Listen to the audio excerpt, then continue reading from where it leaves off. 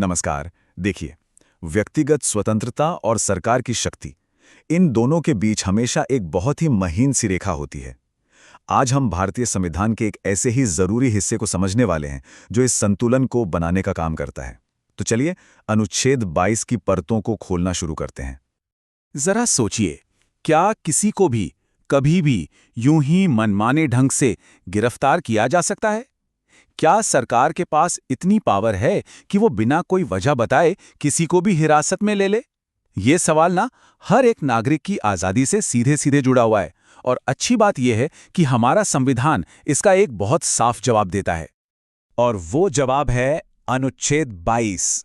इसे हम स्वतंत्रता का कवच भी कह सकते हैं। ये एक मौलिक अधिकार है जिसे खास तौर पर मनमानी गिरफ्तारी और हिरासत के खिलाफ एक सुरक्षा कवच की तरह ही डिजाइन किया गया है। तो सवाल उठता है कि ये अनुच्छेद 22 आखिर है क्या? आसान भाषा में समझें तो ये एक फंडामेंटल राइट है जो मनमानी गिरफ्तारी के खिलाफ कुछ प्रोसीजरल सेफगार्ड्स देता है। मतलब ये पुलिस के लिए एक तरह की रूल बुक है जो उन्हें बताती है कि गिरफ्तारी करते वक्त कौन-कौन से नियम मानने ही पड़ेंगे। और जानते हैं सबसे दिलचस्प बात क्या है? ये दोनों तरफ काम करता है। एक तरफ तो ये हर इंसान की आज़ादी को बचाता है और दूसरी तरफ देश की सुरक्षा की ज़रूरतों का भी ख्याल रखता है। चलिए, अब इस कवच की पहली परत को खोलकर देखते हैं। जिस पल किसी व्यक्ति को गिरफ्तार किया जाता है ना, ठीक उसी पल से हमारा संविधान उन्हें कुछ अधिकार देता है। तो अनुच्छेद 22(1) के तहत दो अधिकार फौरन मिल जाते हैं। पहला, गिरफ्तारी की वजह जानने का हक। पुलिस ये बताए बिना किसी को हिरासत में नहीं रख सकती कि उन्हें गिरफ्तार क्यों किया गया है। और दूसरा अधिकार है अपनी पसंद के वकील से सलाह लेने का और अपना बचाव करवाने का। ये दोनों ही अधिकार ये पक्का करते हैं कि पूरी प्रक्रिया पारदर्शी और निष्पक्ष हो।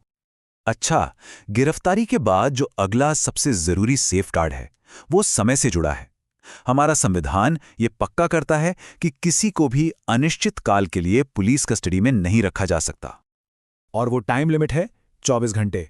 जी हां, अनुच्छेद 22(2) साफ साफ कहता है कि गिरफ्तार किए गए हर व्यक्ति को 24 घंटे के अंदर अंदर सबसे नजदीकी मजिस्ट्रेट के सामने पेश करना ही होगा। ये जरूरी है, कोई ऑप्शन नहीं। सोचिए, ये पुलिस की ताकत पर कितना बड़ा कंट्रोल है। मतलब हर गिरफ्तारी की न्यायिक समीक्षा होगी। हाँ, यहां एक बहुत जरूरी बात ध्यान रखने वाली है। इन 24 घंटों में ना गिरफ्तारी की जगह से मैजिस्ट्रेट की अदालत तक जाने में जो सफर का समय लगता है वो शामिल नहीं होता। अब ये एक प्रैक्टिकल नियम है ताकि अलग अलग जगहों से लाने में लगने वाले समय के बावजूद ये सुरक्षा बनी रहे। लेकिन जैसा कि ज्यादातर कानूनों में होता है, इस कवच के भी कुछ अपवाद हैं। मतलब संविधान कुछ ऐसी खास परिस्थितियां मानता है जहां ये सामान्य सुरक्षा नियम लागू नहीं होते। अनुच्छेद 22(3) इन अपवादों को बिल्कुल साफ करता है। ये अधिकार शत्रु देश के नागरिकों और निवारक हिरासत यानी प्रिवेंटिव डिटेंशन कानूनों के तहत पकड़े गए लोगों पर लागू नहीं होते। अब शत्रु देश का नागरिक मतलब उस देश का नागरिक जिसके साथ भारत का युद्ध चल रहा हो, और निवारक हिरासत वो होती है जब किसी को कोई अपराध करने से रोकने के लिए हिरासत में लिया जाता है। तो इसका मतलब क्या ये है कि प्रिवेंटिव डिटेंशन के मामलों में कोई सुरक्षा ही नहीं है? नहीं, बिल्कुल नहीं। संविधान यहां भी ताकत के गलत इस्तेमाल को रोकने के लिए एक अलग तरह का लेकिन बहुत मजबूत सुरक्षा सिस्टम देता है। चलिए जरा इस टाइमलाइन को समझते हैं।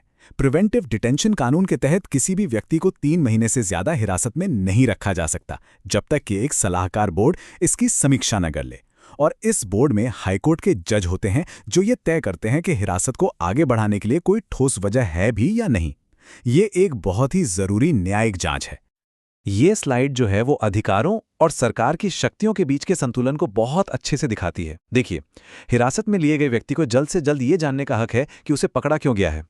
लेकिन अगर सरकार को लगता है कि कोई जानकारी देना पब्लिक इंटरेस्ट के खिलाफ है तो वो उसे रोक सकती है। ठीक इसी तरह व्यक्ति को अपना पक्ष रखने का पूरा मौका दिया जाता है, जबकि संसद ये तय कर सकती है कि हिरासत की प्रक्रिया और उसकी अधिकतम अवधि क्या होगी।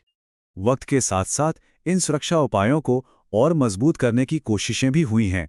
जैसे 1978 के 44वें संशोधन में यह प्रस्ताव था कि हिरासत की अवधि को 3 महीने से घटाकर 2 महीने कर दिया जाए। हालांकि ये जानना जरूरी है कि इन खास बदलावों को अभी तक आधिकारिक तौर पर लागू नहीं किया गया है।